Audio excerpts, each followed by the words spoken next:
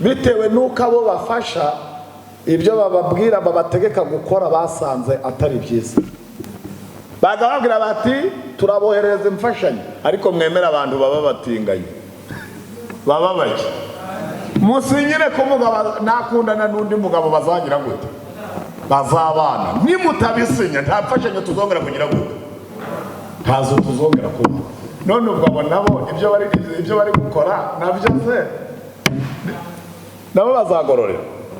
Ngo abayoboye itorero baritegure kuko rizakora ikizamini.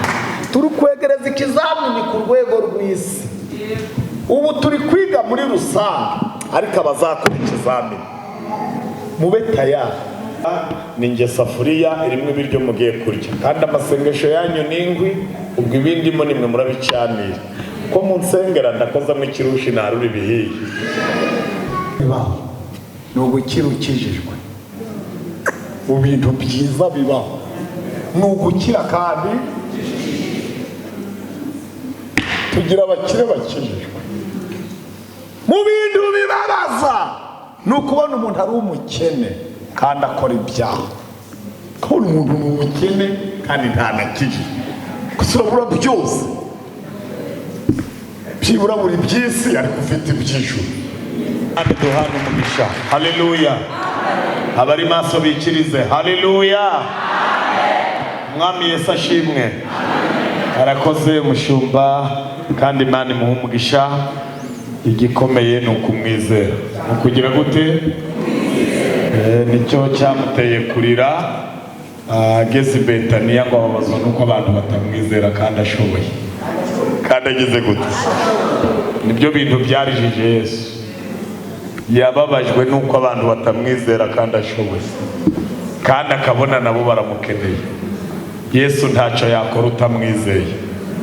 Iyo utamwizeye akababona umukeneye niwe bibabaza kuruta wowe. Rero tumwizere kandi iri jambo riraduteguye. Imana iduhana umugisha. Haleluya. Rero twabibwiye ntabwo turi bwongere kubisubiramo ariko hagize wasanga twamaze kwakirana cyangwa se twamaze kwibwira abari bahari nta kibazo turamubwira amazina ariko murambure Bibiliya dusome ijambo ry'Imana. Haleluya. Turi mu giterane gifite intego ivuga ngo icyo umuntu abiba umwuka wera babivuga abari mu materaniro. Amen. Matayo 7:20 haranditswe ngo nuko muzabamenyera ku mbuto zabo. Namwe niko musomye. Umuntu wese umbwira ati mwami mwami si uzinjira mu bwami bwo mu ijuru keretse ukora ibyo data wo mu ijuru ashaka. Benshi bazambaza kuri uwo munsi bati mwami mwami ntitwahanuraga mu izina ryawe, ntitwirukanaga abadayimoni mu izina ryawe, ntitwakoraga ibitangaza byinshi mu izina ryawe? Nibwo nzaberurira nti sinigeze kubamenya. Nimumve imbere mwa nkozi z'ibibi mwe. Imana ibiturinde. Imana igire gute? Imana iturindire izina. 25 ku murongo wa 23 ngire mvandi kwihuta haranditswe ngo Matayo 25:23 shebuja aramubwira ati nuko mugaragu mwiza ukiranuka wakiranutse muri bike nzakwegurira byinshi, injira mu munezero wa shobuja. Amen. Wakiranutse mu bingana iki? Tusome 20:37 baravuga ngo abakiranutsi bazamubaza bati mwami twakubonye ryari ushonje turagufungurira, cyangwa ufite inyota tuguha icyo kunywa? Kandi twakubonye ryari uri umushyitsi turagucumbikira, cyangwa wambaye ubusa turakwambika? Kandi twakubonye ryari urwaye, cyangwa uri muzima uri mu nzu y'imbohe tuza kugusura? Umwami azabasubiza ati ndababwira ukuri yuko ubwo mwabikoreye umwe muri bene data aba boroheje bari hanyuma y'abandi, ari nje mwabikoreye. Mwakira ijambo ry'Imana. Ngo niwe twagize gute? Nakwihangana tugasoreza ku murongo umwe uri mu byahishuriwe Yohana 20. Ibyahishuriwe Yohana 20 ku murongo wa 15 haranditswe ngo kandi umuntu wese utabonetse ko yanditswe muri cya gitabo cy'ubugingo ajugunwa muri iyo nyanja yaka umuriro. Twongere tuvuge ngo Imana ihaturinde. Mwakira ijambo ry'Imana. Mubumbe Bibiliya. Haleluya. Murambura amaboko duhe Imana icyubahiro. Abakiyagira muyarambure duhe Imana icyubahiro. Muyarambure rwose ntimukarambirwe Imana itarabarambira. Muyikomere amashyi hejuru.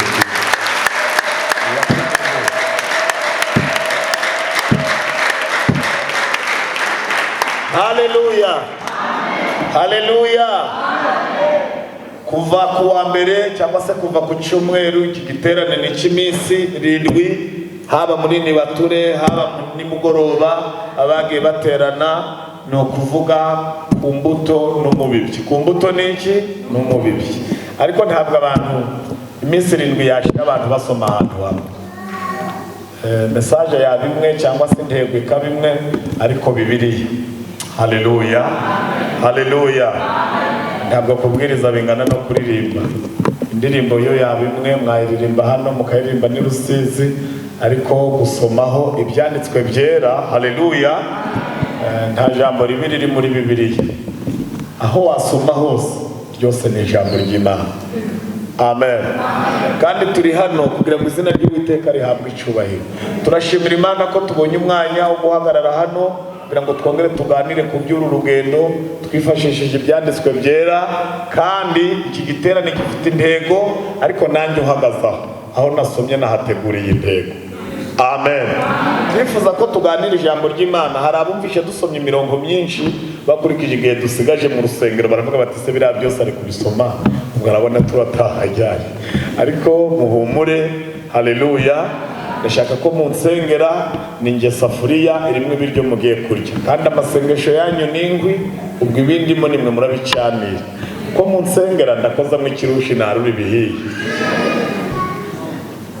Kandi ndagira ngo mbabwire ko nta jambo ry'Imana riba rito, nta n'igihe kiba gito iyo kivuze mu Imana neza. Ntabwo umubyizi uva mu masaha menshi. Bivuze iki? Ndifuza ko tuganira ijambo ry'Imana rifite intego ivuga ngo gukorera Imana ukiranuka. Gukorera Imana ugize gute? Kandi ni ko Imana yambwiye ngo mvuge ngezaho. Ukwiriye gukorera Imana ariko ugize gute? Ukwiriye kuririmbira Imana ukiranuka, ukabwiriza ubutumwa, ukayobora abakirisitu. Imana ntikeneye abayikorera kuruta abayikiranukira. Icyakora byose ubishoboye wabikora, kuko Bibiliya ibintu byose irabisobanura. Igira gute? Reka mbabwire bene data, njyewe mfite umwana wanjye w'imfura ari mu wa 6 primaire. Inama y'ababyeyi duherutse kurema, ubuyobozi bw'ikigo bwatubwiye ko abana bafite abana biga mu wa 6 tugomba kubaha gahusa bakajya bazinduka kare kandi bagataha bwije, kugira ngo babategure neza kuko bazakora ikizamini. Bazakora iki? Ubwo abandi bana bo batazakora ikizamini bajye baza kare cyangwa bagende, ariko abazakora ikizamini barabidusaba. Nimubona batashe bwije ntimuzagire ngo bahanze barakina umupira. Nimubona babyutse kare ntimuzagire ngo hari ahandi baranyura. Turabashaka kare mu gitondo mbere y'abandi bana, kandi turabashaka nimugoroba abandi batashe, kugira ngo tugire gute? Tubategure kuko bazakora iki? Murakoze cyane. Ntabwo ari ukubara inkuru. Nashakaga kubabwira ko igihe kigeze ngo abayoboye itorero baritegure kuko rizakora iki? Ikizamini. Turi kwegereza ikizamini ku rwego rw'isi. Ubu turi kwiga muri rusange, ariko abazakora ikizamini mube tayari. mubeta ya ndavuga bike ariko bifitanye isano n'ijuru. Haleluya. Twigiye hamwe muri class, twahuriye mu rusengero twese twuzuye, ariko tuve muri rubanda, umuntu wese nahuguke amenye ibi bintu yaje, amenye ngo bizarangira bite, uko byatangiye ko turakuzi ariko bizarangira bite. Reka mbabwire, ntabwo Imana yatangaje korali izaririmba mu ijuru muziri mwisi, kuko yitangaje abaririmbyi bose nimwo bakwandika bagasaba umuhamagaro. Nta korali izaririmba mu ijuru muziri hano, uhumure n'izitaraha ntayo. Nta dini Imana yatangaje izaza ngo iterure ryose rijyane mu ijuru, hazaje abakiranutsi. Bivuze ngo abakiranutsi bo muri iyi korali bazahura n'abakiranutsi bo muri iyi, bahure n'abakiranutsi bo mu Nyarugenge n'abakiranutsi bo mu Nyabihu ni Musanze, bahurire mu kirere babishora imwe n'umwungera bumwe. Abakiranutsi bo muri ADP bazahura n'abakiranutsi bo mu Banglikani, bahure n'abakiranutsi bo mu Adventiste, bahurire mu kirere. Abanyabyaha bo muri iyi korali bazahura n'abanyabyaha bo muri iyi, bahure n'abanyabyaha b'i Rusizi, bahure n'abanyabyaha bo muri Tanzania, bahurire ikuzimu. Bahurire ikuzimu. Mushiki wacu aravuze ngo Imana igire gute ihaturiye. Muhuguke, ibimenyetso byose byarasohoye, turi kwegereza ikizamini kandi giteye ubwoba cyane ko itariki tutayizi, ariko umuntu wese nasubire mu masomo. Musubire mu masomo, tuve mu kigare, tuve mu bintu bimeze ngo muri guma. Turi gukora imirimo ya nyuma, kandi ya nyuma niyo izahesha iya mbere agaciro. Yesu naramukunze cyane, ariko Mana mfashe mu byumve, naramukunze cyane. Yagize amagambo, yamaze igihe gito ku isi, ariko akivugamo ibintu byinshi, agikoramo ibintu byinshi. Yohana aravuze ngo imirimo yose Yesu yakoze ntiwayandika ngo ubone impapuro, kandi yayikoze mu gihe kingana iki, imyaka 3 gusa. Ariko wowe ureba igihe wabatirijwe, umbwira ibintu umaze gukora. Urebye ku ikarita yawe y'umubatizo umaze imyaka ingana. Hano hari n'ababatijwe ku bwa Nsanzugwiro, hari n'abakobwa ba Rudoviko bakabutura birusize, ariko ugasanga umuntu nta mukiza agize gute. Ibintu byose ni no, ibi bintu twiga tuzakora ikizamini. Ngiye abantu mbwiriza narababwiye ngo mbere y'uko ugomba ufashwa ugomba kuba hari icyo ufashe, uko gufata biruta gufashwa. Abo mu byo mbese ndabiretse, gufata biruta gufashwa. Aho kugira ngo ufashwe ntacyo ufashe, wafata ntufashwe, bikagira inzira. Kuko icyo ufashe nicyo uzifashisha mu gihe cy'ikizamini, nicyo uzandika ku rupapuro. Icyo ufashe kizagushoboza gutsinda. Murakoze cyane. Dukwiriye gufata kuruta gufashwa. Tugira abantu batahara ati turafashijwe pe, umwigisha yari yaturutse kure, udisi yavuze bikati wimbaza ibyo avuze ariko turafashijwe. Ugahita umenya ko yafashijwe ariko ntiyagira gute.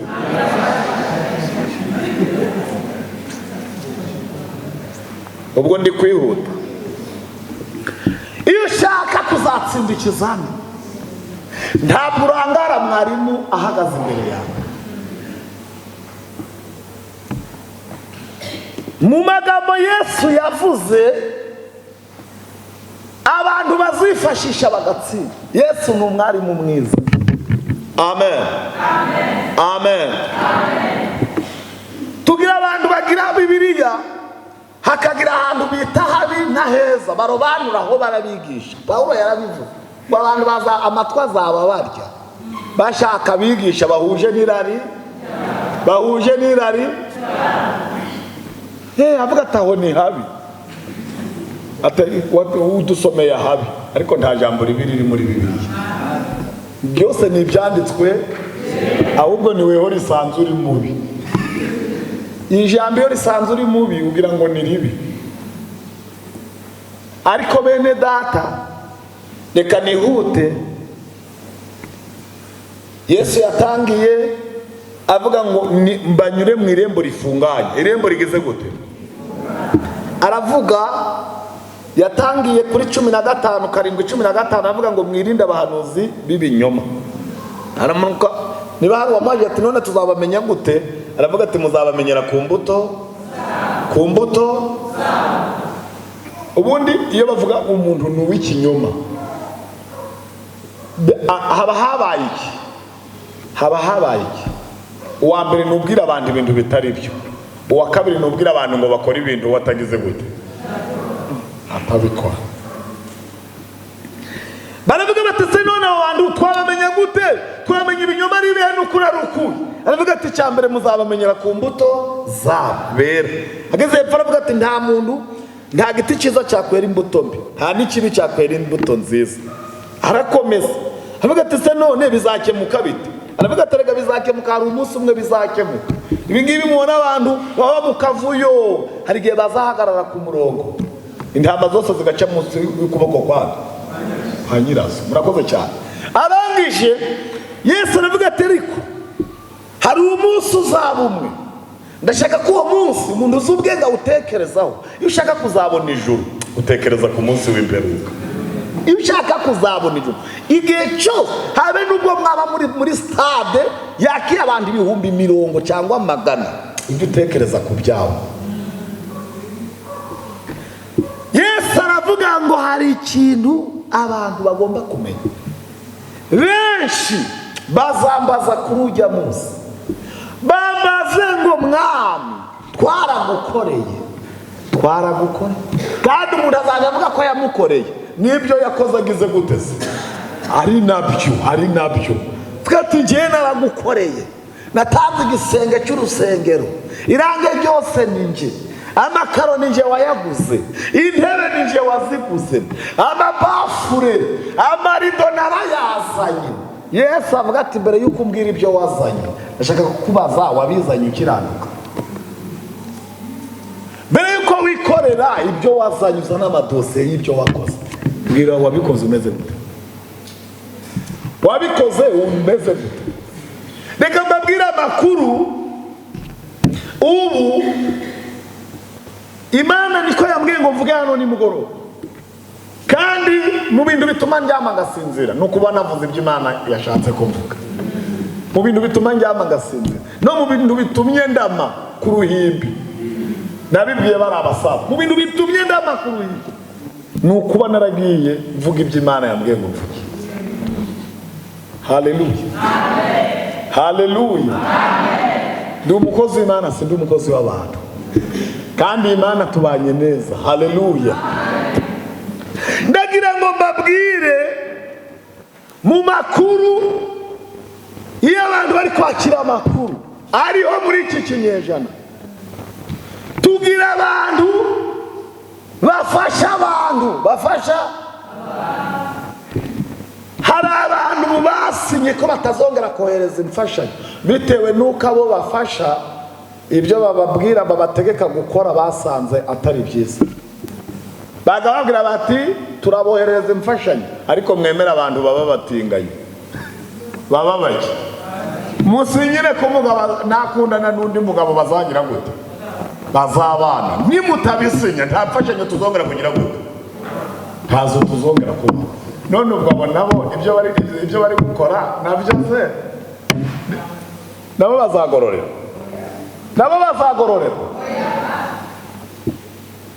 Twagiye tugera mu bindi bigo by'abatishoboye by'imfubyi, bakakubwira ngo abaterankunga bacu badusuye, baje kudusura, baje kureba inkunga zabo bohereza uko tuzikoresha.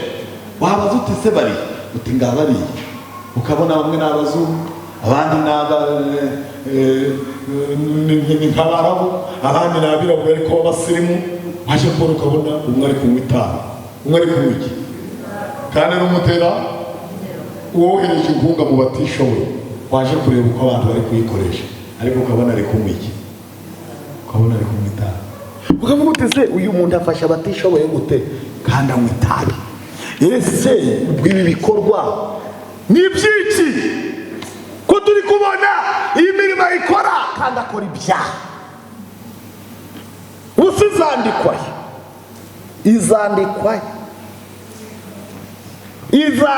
he? Mwumva ukuntu mwese muri kubyumva. Izandikwa he iyi mirimo? Hari agakorasi kera twatega kavuga ngo imirimo y'abera irandikwa imbere y'Imana izibukwa. Imirimo y'abera igira gute? Imbere y'Imana izibukwa. Murakoze cyane. Ibyo bintu wabibona ukabona ibyo bintu ntabwo byumva. Abandi iyo bavuga abantu babona amafaranga menshi ku isi, bakavuga abakinnyi b'umupira, abakinnyi b'iki, bakavuga ngo uriya mukinnyi afite ikigo kirera imfubyi gifasha abapfakazi, ariko bakubwira bakamukwereka indaya zimufashe ku rutugu, bakamukwereka asohotse muki muri rora, bakavuga batera umukobwa uri kuvuga ko yamuteye iki, yamuteye inda, none bari kuburana kandi afite n'undi muntu. Kibazo uti se Mana, iyi mirimo ye akora, iri faranga ryose asohora n'izi ngeso ze mbi byose bizahurira mu kihe gitabo? Ibyo bintu ntubyumve, ugahita ubona undi nawe arakiranuka ariko ni umukene, ugavuga uti sinone abakiranuka bo bari abakene, abakora ibyaha bakaba ari abakire, none itorero ry'abakene gusa ryo ryabaho? Itorero ry'abakene gusa si rya mbere cyakubaka gute? Ariko Yesu ibyo bintu byose arabikemura. Agira gute? Agira ate? Niba hari ibintu byiza bibaho ni ugukira ukijijwe. Mu bintu byiza bibaho ni ugukira kandi tugira abakire bakijijwe. Mu bintu bibabaza ni ukubona umuntu ari umukene kandi akora ibyaha. Kubona umuntu ni umukene kandi ntanakijijwe, gusa urabura byose, byibura buri by'isi ariko ufite iby'ijuru. Mana yamfasha kuko ariko kuko mu ndakariye ubu ndabigenza gute? Ariko nta kibazo ni mudafashwa ndifasha, nanjye mbyumva iyo mbivuze. Bene data, abangaba Yesu yise benshi, yavuze ngo benshi, ntibugire ngo ni bake, bazambaza kurujya munsi bavuge ngo Mwami twaragukoreye. Twagize gute? Twaragukoreye, twebwe twaragukoreye. Nigeze kubona umuntu aza kundeba ari kurira, ari mu gitondo ngiye gusenga, ndamwaka kuri kurira, se ibibazo byinshi ufite? Ati oya, mfite ikibazo, urabizi ndakenye, ariko umuntu yampaye imfashanyo. Yampaye iki? Ariko ibintu yantegetse ntanabishobora. Ndamubwira ndi ni ibihe? Arambwira turabizi ko nari nambaye ubusa, umuntu yanguriye igitenge, yishyura n'umutayera ndodera mwiribaya n'icyo gutega mu mutwe, ikindi ndagikenyera, ariko yansabye ngo kugira ngo azangurire ikindi, ngo nuko ngo natugera mu rusengero ngo nsabe ikaze ngashima Imana, ngo nawe nkamuhagurutse, ngo nkamwerekana ko ari we wakinguriye. Ibaza ibintu yamusabye, ngo yambwiye ngo nutampagurutsa. Ibaza iyo mirimo y'ivumbi, ibaza iryo vumbi zaba rituma kuri we ku mperuka. N'abacuranzi barasetsa. Hari ibintu biba biteye Imana iseseme, hari ibintu Imana ireba ikazunguza umutwe. Ashaka kwifotoreza kuri Yesu, ashaka gufata ifoto mu rusengero, baguhagurutse bavuge n'ibyo wakoze kugira ubikore. Bene iyo mirimo kuko mubona ubugari agashuruza kaza kakabumara ku isahani, iyo mirimo iracumba. Ibintu byose, imirimo yose izagaragarishwa umuriro, iyo mirimo izasha. Ndagira ngo mwirinde gukora imirimo izagira gute, izasha.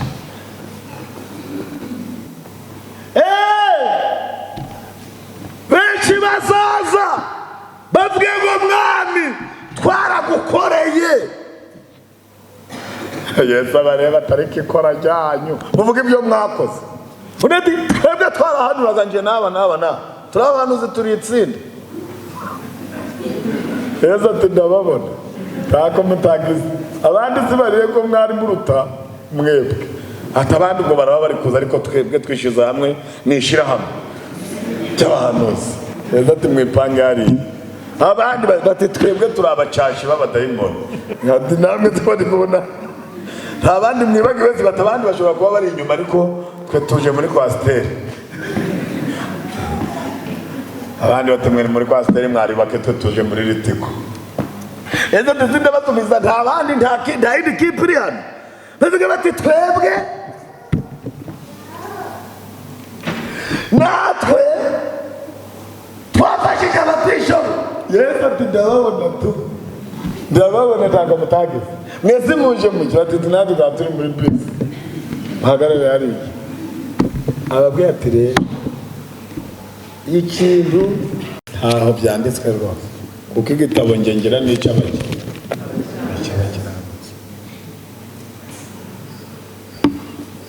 None se ubwo ushatse kuvuga ko ibintu byose twakoze tuviriyemo aho? Avuga ati ahubwo ndi kubareba amaso akanja, kuko imbere yanjye abahaba ntibabuze. Mumva imbere, mumva imbere.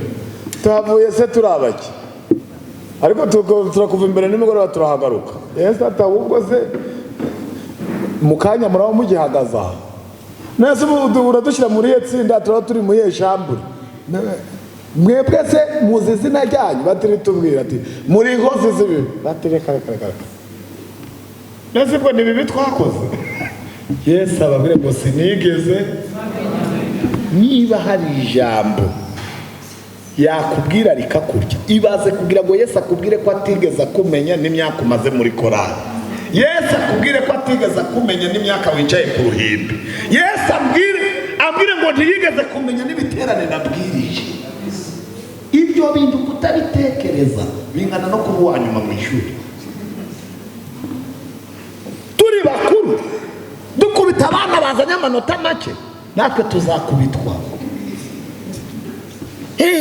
Minervari sinayitwishyuriye, wirirwa gukora iki? Uretse nawe uzaba uwanyuma, umwana wawe azaguseka. Wagakora ibyo wiri gukora nawe. Ndagira ngo mbabwire bene data,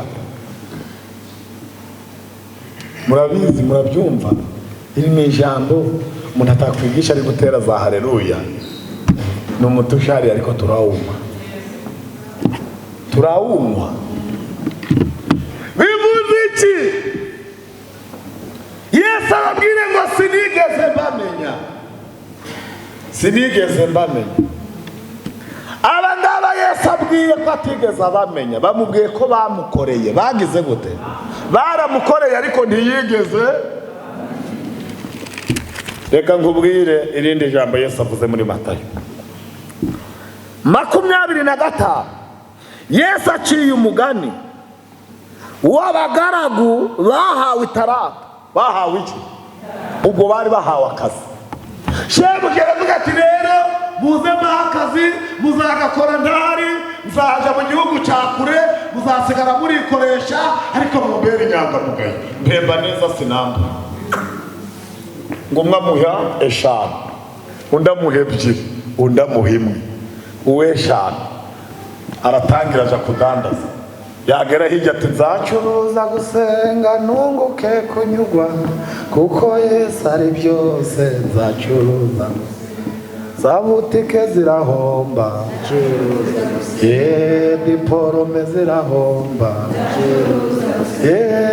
resitora zirahomba yewe zacuruza ikiwe n'umukekura kuko Yesu ari byose ayike kayori zirahomba ubuhinzi burarumba yewe zacuruza ikiwe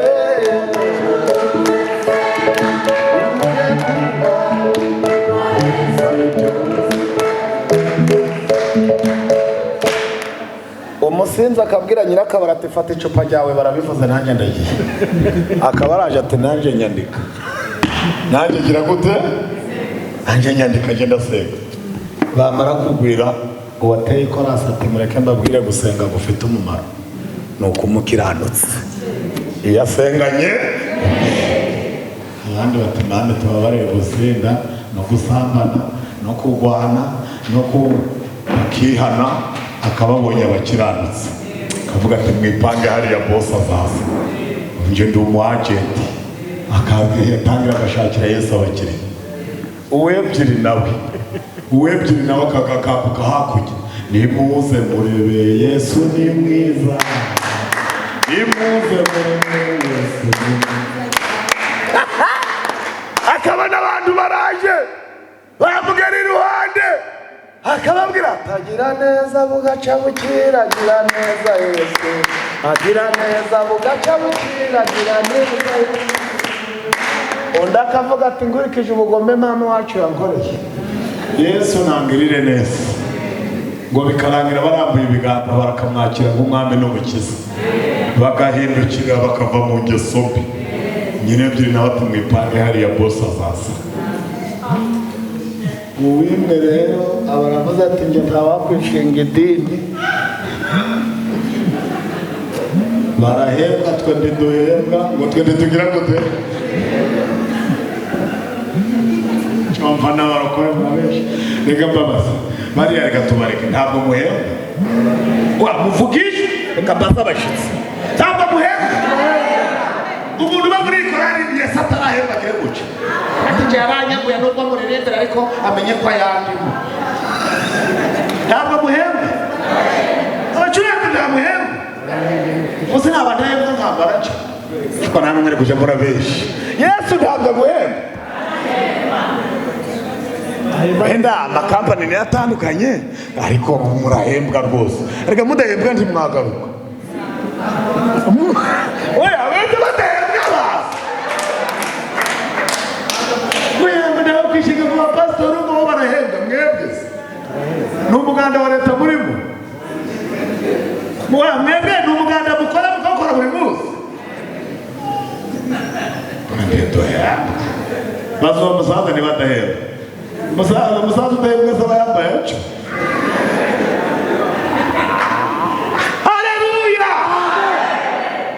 Yesu arahemba Yesu arahemba kandi wahembwe na Yesu kampani ya Yesu shayiri ishoboye mujye muri buko kuntu mwaje mwambaye inkweto z'ipusane kuntu mwahingutse mwambaye za bodaboda z'ubururu n'izindi z'icyatsi kuntu mwaje mwambaye za kamambiri zidodesheje imifuka abandi baje ku modoka ku mifuka y'amakara abandi bageze mu mujyi batazi kwambuka umuhanda none mumaze kuba abasirimu Yesu arahemba Yesu arahemba ngo ntabwo uhemba udahembwa se uteka iki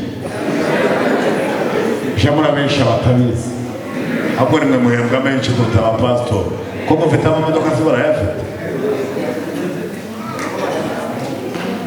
biki ubu sindugira nta mukirisitu ufite etaje pasitori atayifite ahubwo mwamwe kubatera akabereto mufite ibintu muvuga akabereto ntabwo nakoze negasobanura nagasomye muri Bibiliya kandi mvugire nigendere ibyo bitavuga ndabyihorera iyo ni imigani y'abakecuru ngo ntiduhembwa mwe mudahembwa tumwagaruka ahemba neza ntiyambura mujye mwibuka uko twaje cyangwa ikimenyetso kuhembwa ku bunane uzabyibuke urebe muri magaze, urebe ko harimo imifuka ibiri y'ibirayi, urebe ko ufite ibiro 10 by'ibishimbo. Noneho nusoza umwaka uzahita ubona warashoje umwaka imbabura itazimye, uzambwira ikintu watetse udahembwa wateka. Ubu se wenda twemerewe uzi gukora, utanga umwaka bakakubaza bati twereke raporo y'ukuntu uzabaho. Iyo raporo wayitanga wavuga se gukora iki? Bagukoreye audite y'ibintu wasohoye n'ibyo winjije, ariko hagiye habonekamo nkunganire y'ijuru, hagiye habonekamo nkunganire y'ijuru, hagiye habonekamo nkunganire y'ijuru. Uzo tu message wagiye wakira, aro reba kuri telefone yawe nari narakubuze kizeho agasukari, utwo natwo ni Yesu. Kandi mu gutangira umwaka utwo ndi waduteganyije. Amfasha nkunganire yabagezeho, nkunganire yabagezeho. Leta y'ijuru yohereza nkunganire abaturage bayo, na leta y'u Rwanda igategurira abantu. Kandi twe dufite ubwene gihugu bubiri, uhumure tujye turabivuga. Na leta y'u Rwanda irabizi ko irimo abaturage b'ijuru, kandi mu bihugu bibanye neza n'u Rwanda n'ijuru. Mu bihugu bibanye neza n'u Rwanda n'ijuru, kuko ikimenyetso kigaragaza ibihugu bibanye neza, icyambere bahererekanya abanyabyaha. Uriya ndi wagomera u Rwanda ngo uhungire mu ijuru. Ushobora no kugomera ijuru ngo mu Rwanda bakwihorere. Mu Rwanda bitaga babwira rimbu bati mumufata imageragere. Bariya abantu bose mubona bajya ijuru riba rivuze riti twebwe nta gereza iwacu dufite, mu ijuru nta gereza iri, ariko abagomeye ijuru bahita baje muri gereza z'u Rwanda. Ibihugu bibanye neza, iyo wakoze icyaha mu Rwanda ugahungira muri icyo gihugu kibanye neza n'u Rwanda bahita bagufata.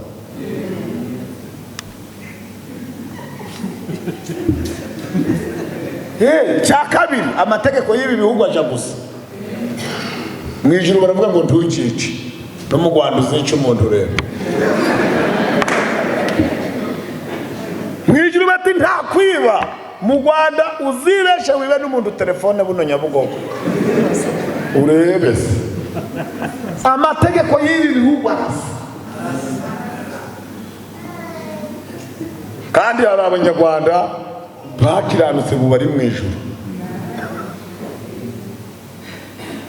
bari mu ijuru. Ibyo ngibyo reka byihorera, ubwo nari uko nayo bivuze nkabona muri kanzu ibihugu bibanye neza. Haleluya.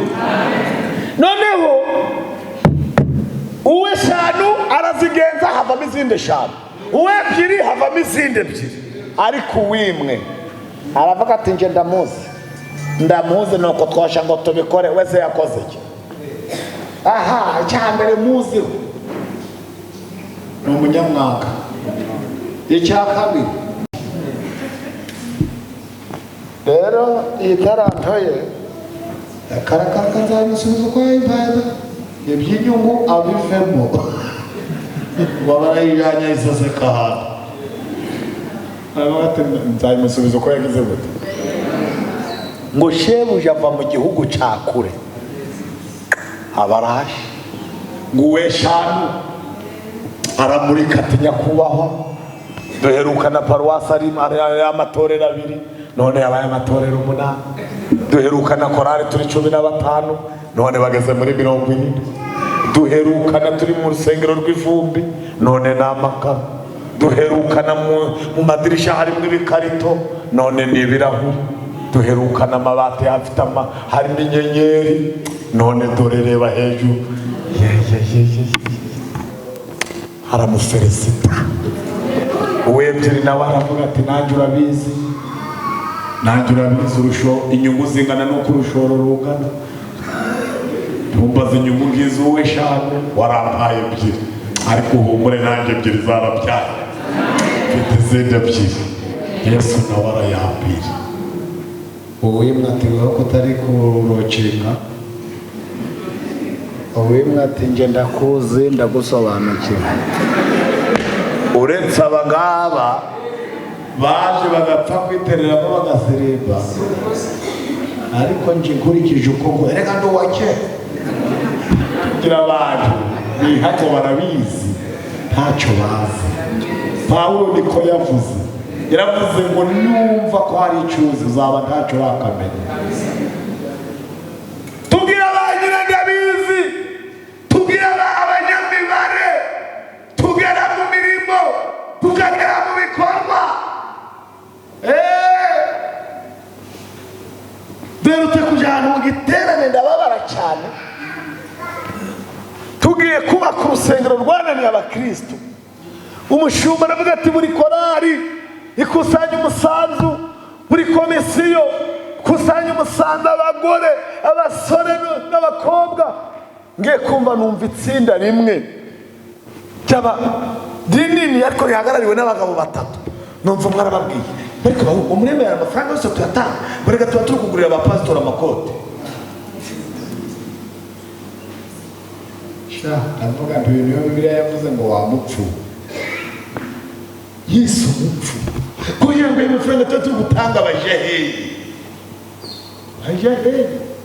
Abajaheri wewe wose wibitse yavuye.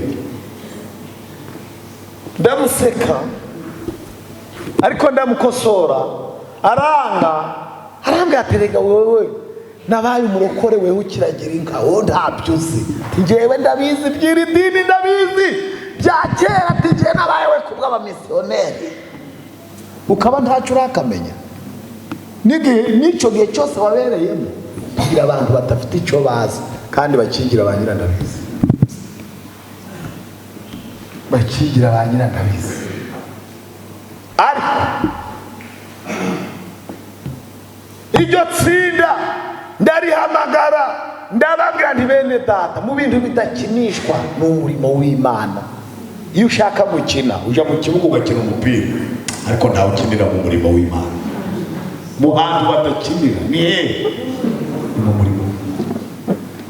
Ujye urajya gukinira i Nyamirambo, ujye gukinira i Remera muri stade, ariko ntugera mu murimo w'Imana. Ibintu by'imikino ujye ugira gute? Tubivamo. Mu hantu badakinira ni mu murimo w'Imana. Ibi bintu twicayemo nyirabyo biterewe imisumari. Ntabwo umugabo araterwa imisumari ngo uzukinire muri ibyo. Abonye bari kumukubita simugira ngo ni umujura muri Nyabugogo. Ibintu bikubitigwe nawe uzubizunguze mbingutiye. Ibintu biterwa imisumari nawe bifunge n'amakaruvati kukubikiniramo. No. Ntabwo bibaho. Nyirabyo arahibereye, tumukorera hibereye. Arahibereye. Ntabwo ari ibintu bitagira nyirabyo. Tugira abantu bakunda kuvuga ngo ibintu bya deperi ngo ntibigira gikurikirana. Ni bya deperi ko ari bya Yesu. Twebwe se dukorera deperi. Wakorera deperi sugacura iki? Wakoze yakorera Yesu. Kimukorera Yesu. Niwe nyiri iyi kampani. Niwe. Ko mwasomye Bibiliya mwasanzemo amagambo adeperi muri Bibiliya? Rirasi ko ari itsinda, ko ari asosiyasiyo, ko ari ihuriro ry'abantu. Nibitavuga ndabyihorera. Jese nkoreshwa n'amashanyarazi. Amen. Kachako ko dusoza. Ibi bintu iyo birimo, icyambere nukumenya ukorera, icyakabiri ukamenya icyo ukora. Urajya mugasezera, akugeza agashahara no kuri momo, aragusura mu bicuku by'ijoro, akakubwira ngo mwana wacu yo mureba abasaza ukunda abasajishije neza, mujye mureba ukunda afata abamukoreye neza, no ku munsi mubara gukomeza arakubwira ngo mwana wacu mu gihe uwakubyaye atagihumeka,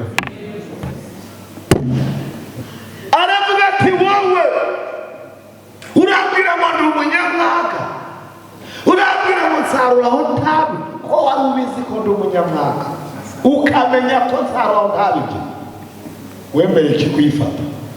Ninde wakubwiye iyo uguma muri kabari wavaga muri kabari uje hehe, wakoreshaga iniforume uzi ibyo urimo, wavuye iyo uvuye uza hano uzi ibyo ujeho.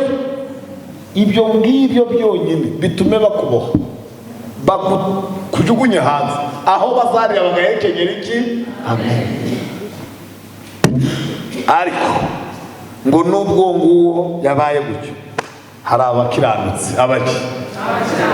Abakiranutsi ngo gukiranuka ntabwo ari gufata mu mifuka ngo uvuge ngo senzamwe inzoga ngo senzasapa, ugomba gukura n'amaboko ye mu mufuka. Yesu aravuga ngo ku munsi azarobanura intama mu ihene, azargira ngo intama zazishira iburyo ihene zishira ibumoso, ngo ihene azibwira ngo nese twebwe ntabwo twahirira nta bwatsi duhaye. Ababwataye ubwo nubwo mwariye buracambabaza. Mugende mumve imbere. Ati none utwirukaniye iki? Nari nshoje ntimwangaburira, nari nambaye ubusa ntimwanyambika, nari mfite ibibazo ntimwagica mufasha. Kandi nabonaga mu masantere, nabonaga mu maduka, nabonaga ku mamoto, mugende ntacyo mwankoreye. Ubwo birinduka abakiranutsi nabo bavuga bati sinatwe twirukanye bose. Yesu ati wowe mwebwe se mwagenda munage, kandi nari nshonje mukangaburira, nari nambaye ubusa mukanyambika, nari ntagira mituweli mukayitanga, nari bavuga bati si byo twabikoze ryari ni ryari. Avuga ati yo cyagiye mwabikoreye babandi, burya ninjye mwagize gute, burya mwabikoreye aboroheje hanyuma y'abantu mwagize se ngo ntibarunaka ntibameze nk'ushaka gusoma amazina kugira ngo nibo ninjye mwagize gute, burya ninjye mwabikoreye.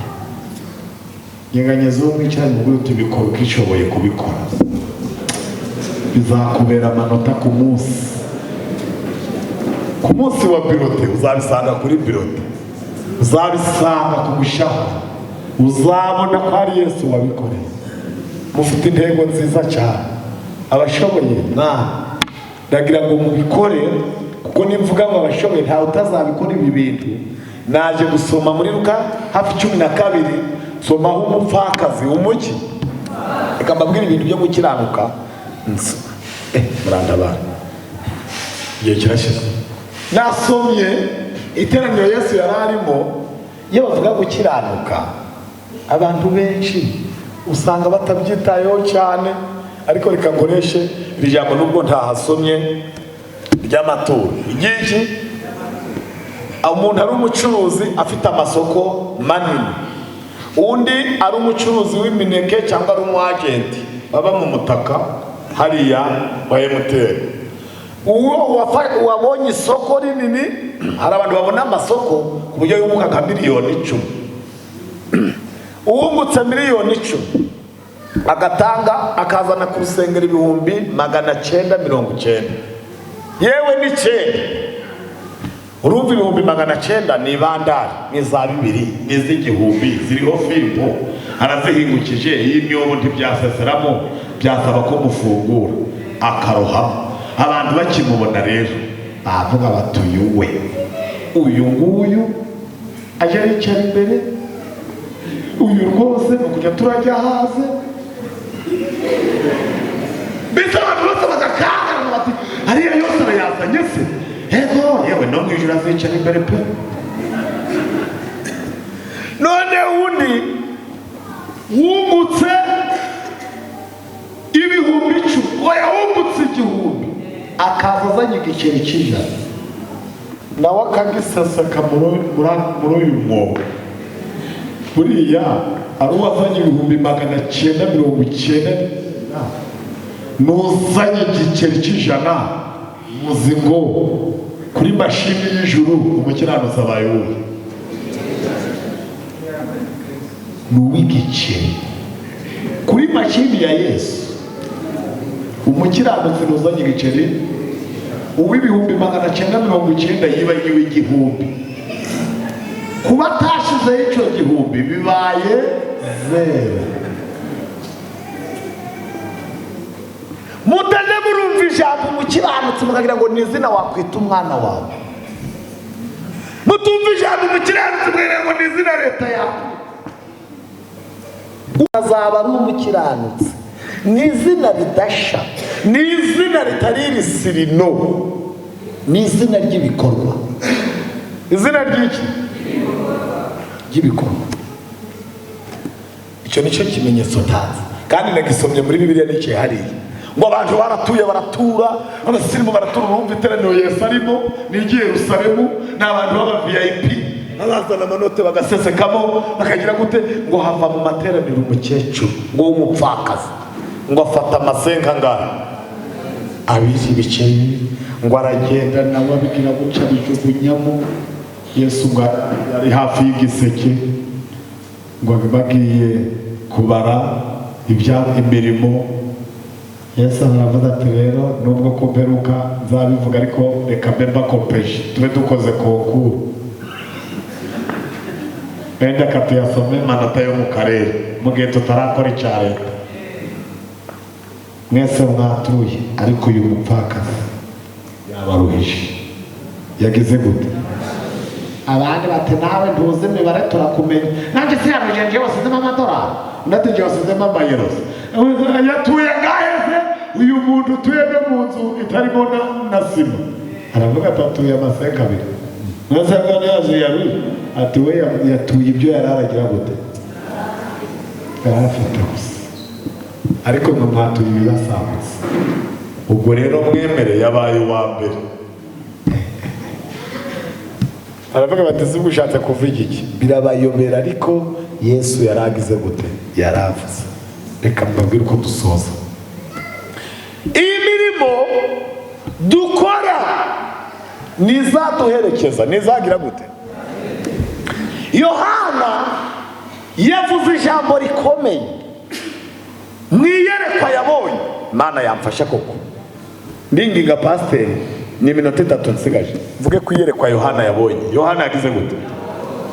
Ngo yagiye mwiyerekwa mu gice cya 20 ngo abona intebe nini y'ubwami, ngo abona n'Imana yicayeho. Igize gute?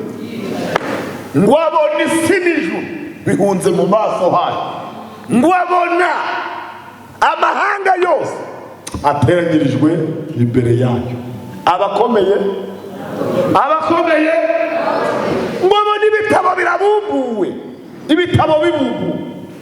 Ibi bitabo nagiye muri komantere nje gushaka ibi bitabo, nje gushaka amazina yabyo. Ijambo ibitabo ni ibirenze kimwe, ni ibirenze. Reka mbabwire uko Yohana yavuze, ariko simwe ko murakaye mufite abantu dusanzwe tubana. Sinari ndi wanyeje bundi. Haleluya. Yohana yavuze ngo abona ibitabo ariko abona n'ikindi kubera ko habonetse n'ikindi. Yabonye ibitabo abona n'ikindi. Iki rero yise kindi mvuge ngo mena tukivuge ngo yabonye ibitabo abona n'ikindi. Utaje uragira ngo ni ibi gusa, hari n'ikindi. Utaba muri ibi ndube mu kindi. Yohana ngo abona ibitabo birabumbuwe, abantu bose ngo abona bapfuye barazutse, inyanja igarura abayajyanye, abishwe n'imihoro, imihoro iza kubashakaho yabashize. Buri muntu wese araza ngo bahagarara imbere y'intebe y'Imana, ngo bacirwe urubanza rw'ibyanditswe muri ibyo bitabo. Wasengeraga he? Hano hajya hitwa Rwimbogo. Ni wasengeraga yego? Asengeye kuva ryari na ryari? Arabivuga ati 2010 kugeza 2025. Umurimo wakozwe 2022 mu kwezi kwa 7 wawukozeho. Ati oya. Wari uri mu bitaro? Oya. Wari ufunzwe? Oya. Wari wagapfa? Nta kazi wari ufite? Ndarenga afite. None kuki abandi bakoze ntukore? Ati narindi mokerete. Niwe wari urimo wenyine mu bakoze. Katukwereka mu bakoze barimo na menshi muri banki. kuba ibi ngibi utarabikoze kandi byarakorewe aho uteranira, kuba ibi ngibi utarabikoze. Nta karita y'umubatizo wari ufite? nari nyifite. Ntabwo wajyaga igaburogera bararimpaye. Sawa. Wari utenzwe? Sawa. Abantu bacirwa urubanza rw'ibiri muri icyo gitabo. Bibiliya yavuze ngo ibi bitabo ngo umuntu wese batabonye mu gitabo cy'ubugingo ajugunwa mu nyanja yaka umuriro n'amazuku. Kubera iki Bibiliya yavuze igitabo cy'ubugingo? Ngo ubundi ibi bitabo nasanze ari igitabo cy'urwibutso cy'iki, nsanga n'igitabo cy'imirimo, ariko nsanga n'igitabo cy'ubugingo. Ibi bitabo ni bitatu. Ni bingahe? Mana yamfasha koko. Ibitabo bitatu. Iki ni icy'urwibutso, iki ni icy'imirimo, ariko iki ni iki? Ni icy'ubugingo. Yohana mu bintu yavuze biteye ubwoba, yavuze ngo hari uwo babonaga mu cy'urwibutso, bareba mu cy'imirimo nawe bakamubona, ariko mu cy'ubugingo bakagira gute? Bakamubona. Hari n'uwo baburaga mu cy'imirimo ntibamubone no mu cy'urwibutso, ariko mu cy'ubugingo bakagira gute? Bakamubona. Igitabo cy'urwibutso cyandikwamo umuntu wakoze iki? Cyandikwamo umuntu wakoze imirimo y'Imana yo mu itorero adahaswe. Mbese nk'umuntu warebye hano imbere akabona hakwiriye ururabo, akajya mu isoko akarugura, ntawe ari umutumye, ntawe ameze gute? Uyu muntu mu ijuru bamwanditse mu kihe gitabo? Muvuge ngo cy'urwibutso. Ariko umuntu baremye inama bakavuga ngo tugiye kuzagura amakaro, wewe uzazana 5, nawe uzazana 50, nawe uzazana 100. Nuzana 100 baguciye mu nama, akaba ari 100 uzana, mu ijuru bazakwandika mu cy'imirimo. Mu cy'imirimo handikwamo umuntu wakoze ibikorwa ariko yabwiwe, baremeye inama. Mu cy'urwibutso handikwamo umuntu wakoze ibikorwa yibwirije, ntawe amuhase. Umuntu wazanye uruhimbi ntawe ari umutumye, ubu yanditswe mu kihe? Mu cy'urwibutso. Iyo bavuze ngo korari iragura ibyuma, buri muririmbyi ni 5, wewe ukazana 6, 1000 bakikwandikaho mu cy'urwibutso, 5 bakakikwandikaho mu by'imirimo. Mu ijuru nta muntu bazajya umubyizi we w'umurimo. Noneho mu cy'ubugingo umuntu yandikwamo ryari? Ayiwe Mana mfasha. Mu cy'ubugingo umuntu yandikwamo ryari? Umuntu wandikwa mu cy'ubugingo ni wa muntu wakirandutse mu mategeko y'Imana. Umuntu ku buryo ni Yosefu wanze gusambana nande na muka Potifari, ni Danieli wanze kwiyadurisha ibyo kujya by'ibwami, ni Morodekayi wanze kumanura umutwe imbere ya Hamani, nubwo yabikoze bakamuseka, kavuga bati gira menya aho uri n'ahariho umuntu akizwa bitewe na situation arimo. Niko bavuga abantu, niko babesha, ariko gukizwa, gukiranuka ni ahantu hose. Umuntu wandikwa mu gitabo cy'ubugingo ni Basaduraka baje kumararira iki? Igishushanyo, bahita bandikwa mu gitabo cy'ubugingo. Umuntu wandikwa mu gitabo cy'ubugingo ni Lazaro, wabaye umukene ariko akubaha iki? Umuntu wandikwa mu gitabo cy'ubugingo ni Nowa, wakiranutse abana bari gukora ibyaha. Umuntu wandikwa mu gitabo cy'ubugingo ni Yobu, wavuze Imana neza umunsi w'ibyaha byo mu rugo rwe. Sema mwamubwira ngo mbabwire mu gitabo cy'ubugingo handikwa mumeze ute? Umuntu wandikwa mu gitabo cy'ubugingo ni kiriya gisambo cyubahiye Yesu ku musaraba, kigenzi cyacu kigize gute? kimusuzuguye kinakete wakubona mu makanzu akagira ngo rumutumishe ubu se wewe bibaga mu yihe karitsera kuri umusozi tubambwa hari umusozi wicirwagaho abagome wewe bagufatiye twarakubona abantu bakugenda inyuma ejo ndaruri hano mu mujyi n'indogobe none nawe ugeze aha tu wewe se wakoreraga ariko ngo ikindi kirakibwira kitari ko sha no kubaha ntiwubaha ntasoni ko twe tuzize ibyo twakoze uyu nguyu wigeze umubona mu tsinda ry'abajura uyu nguyu wigeze umubona sha hasi ceceka cyo wubaha abakuru ahita birinduka ati rata mwawe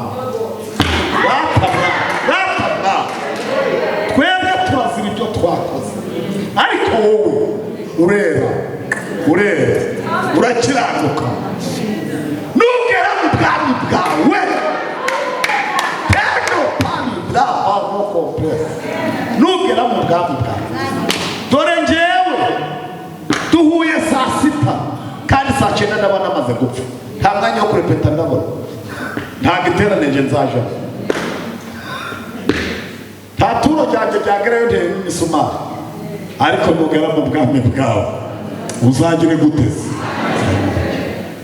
Yesu aramubwira ngo sejo bundi uyu munsi turabana muri paradiso turabana muri paradiso kiriyo ntikiriyo ibaze ko byageze aho abakomantere bakandika ngo igisambo cyari icyo kiba nijoro ariko nticyagira cyamureka kubenshi igisambo cyari ibyo kiba nijoro ni nyiracyo wagize gute kiriya gihugu nta nubwo kikiri igisambo ahubwo ni icyahoze ari igisambo mu ijuru bino bitabo byombi nta na kimwe kigize gute kirimo ntikiri mu rwibutso ntikiri no mu mirimo ariko kiri mu gitabo cy'igize tujye dusobanukirwa ibintu ntikiri mu mirimo nta mirimo cyagize gute no kubatizwa nta naho cyahuriye na ba pasitori bajye barihangana none se iyo ushinzwe abakozi muri kampani y'umuntu hari abakozi bose bakora ibizamini hari umukozi uzangwa na boss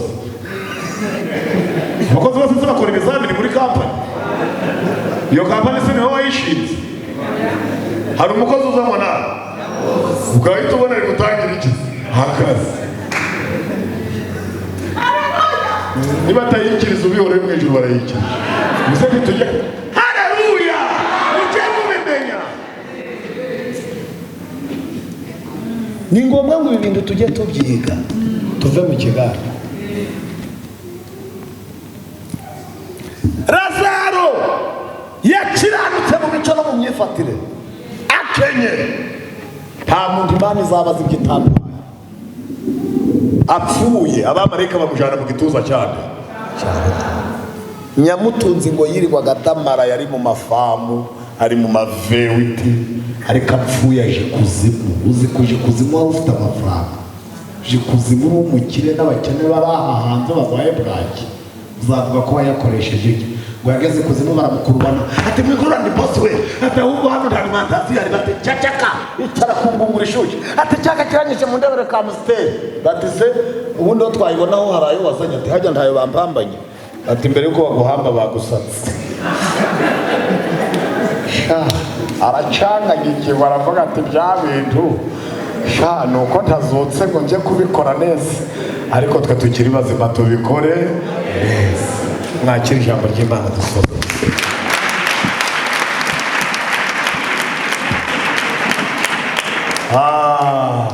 Yohana aravuga ngo hari uwo babonye mu cy'urwibutso bamubona no guca imirimo ariko basanga ibyo bintu byose yabikoze atagize gute adakiranuka ntibamwandika mu gitabo cy'ubugingo hari ababwiye Yesu ngo twakubise abazimiye hirya ngo twabakubise arababwira ngo mwe mwishimira ko abadayimoni babumvira ahubwo mwishimire ko amazina yawe